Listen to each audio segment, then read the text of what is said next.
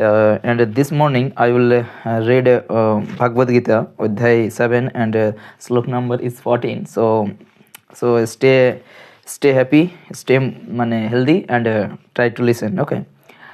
So in this this is basically for this is translate in Bengali language. So that's the main thing. Okay. And after complete this book, I will switch on English version also. So before that, I have a Bengali version, Bengali translate book. So that's the main reason I am reading Bengali. Okay. So that's the thing. Okay. So in this video, Bhagavad Gita Adhyay 7 slok 14, Doibi hessa gunamoi mom maya durottaya mamamebbo prapodante mayavetang tarantite.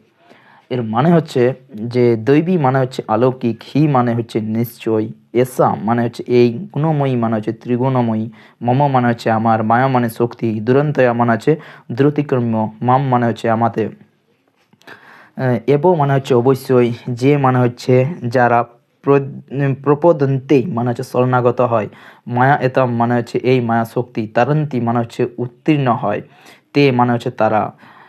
এর পুরো বাংলা মানে হচ্ছে সংস্কৃত থেকে বেঙ্গলিতে মানে হচ্ছে আমার এই দৈবী মায়া ত্রিগুণাত্মিক এবং তা দূরতিক্রম, কিন্তু যারা আমাতে আপত্তি করে তারাই এই মায়ায় উত্তীর্ণ হতে পারে। মানে যারা আমাতে প্রপত্তি করে তারাই এই মায়াতে উত্তীর্ণ হতে পারে। তো আমি আবার একবার বলছি। সো দ্রৈবী হেসা গুণময়ী মম মায়া দূরত্বয়া মমবে যে প্রপদন্তে মায়াতাং তারান্তিতে, মানে হচ্ছে আমার এই দৈবী মায়া ত্রিগুণাত্মিক যা এবং তা দূরতিক্রম্য, কিন্তু যারা আমাতে প্রপত্তি করে তারা এই মায়ার উত্তীর্ণ হতে পারে। দৈবী হেসা গুণময়ী মম মায়া দুরন্তয়া মমবেব যে প্রত্যদন্তে মায়া এতাং তারান্তিতে। অনুবাদ হচ্ছে এই দৈবী মায়া ত্রিগুণাত্মিক এবং দূরতিক্রম্য, কিন্তু যারা আমাতে প্রপত্তি করে তারা এই মায়া উত্তীর্ণ হতে পারে। তো এটা ছিল ভাগবত গীতার অধ্যায় 7 শ্লোক 14. So stay happy, stay healthy, and good morning, and last I want to say Jai Hind.